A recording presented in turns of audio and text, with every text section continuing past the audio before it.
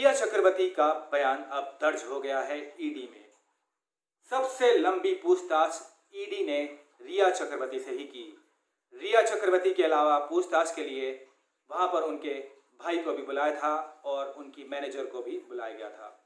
लेकिन 8.5 घंटे रिया चक्रवर्ती ईडी के सामने बैठी रहीं और तमाम जानकारियां देती रहीं कि उनकी कमाई कितनी थी और उनके खर्चे कितने थे।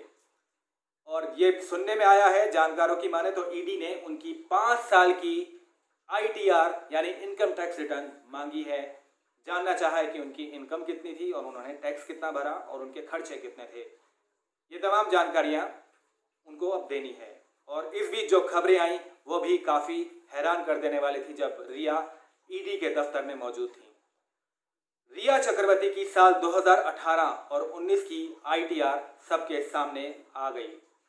इसमें पाया गया कि रिया चक्रवर्ती की इनकम थी साल 2018 में सिर्फ 14 लाख रुपए, जबकि उन्होंने इसी बीच करीब 65 लाख रुपए का एक घर खरीदा। अब आप सोच सकते हैं कि इनकम 14 लाख और घर 65 लाख का। सिर्फ यही नहीं, उनके एक और घर की बात आ रही है जो कि उन्होंने मुंबई में ही खरीदा है। रिया चक्रवर्ती के अलावा अब कल ईडी ने सिद्धार्थ पिठानी को भी बुलाया है। सिद्धार्थ पिठानी बहुत ही सस्पिशियस हैं सुशांत सिंह राजपूत केस में। और जो बड़ी खबर आ रही है आज, उसमें ये बताया गया कि रिया चक्रवर्ती की कॉल डिटेल्स भी आ गई है। उस कॉल डिटेल में सबसे बड़ा नाम जो आया है वो है मुंबई के डीसीपी अभिषेक त्रिमुखी का। रिया और डीसीपी की करीब 5 बार बातचीत हुई फोन कॉल पे। 2 बार रिया ने कॉल किया और 2 बार डीसीपी ने। लेकिन सबसे हैरान कर देने वाली बात इसमें यह है कि इस कॉल की ड्यूरेशन बहुत कम थी। किस किस दिन ये कॉल आई और कितने सेकंड ये बात हुई हम आपको बताते हैं। 21 जून को सिर्फ 28 सेकंड इन दोनों की बातचीत होती है। फिर 22 जून को 29 सेकंड इन दोनों की बातचीत होती है और एक एसएमएस भी आता है। फिर उसके बाद 1 जुलाई को इन दोनों के बीच 66 सेकंड की बातचीत होती है और 18 जुलाई को 61 सेकंड की बातचीत होती है। हैरान कर देने वाली बात यह है कि यही मुंबई पुलिस कहती थी कि रिया चक्रवर्ती कहाँ हैं उन्हें मालूम नहीं, जबकि डीसीपी उनके टच में थे। ये बहुत ही सस्पिशियस है अपने आप में।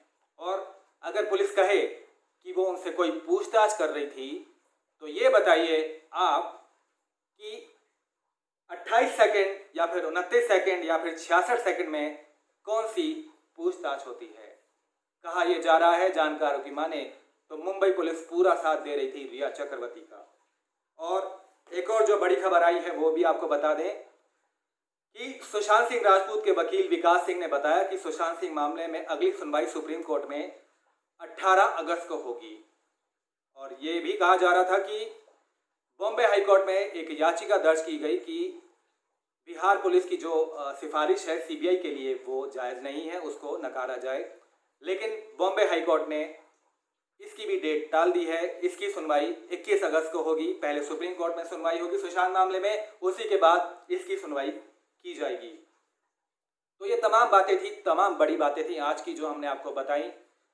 क्या कुछ अपडेट निकल कर आता है इन सब के बीच हम आपको ज़रूर बताएंगे। अगर अभी तक आपने हमारा चैनल सब्सक्राइब नहीं किया तो जल्दी से कर दीजिए और बेल आइकन भी ज़रूर प्रेस कर दीजिए। Thank you for watching.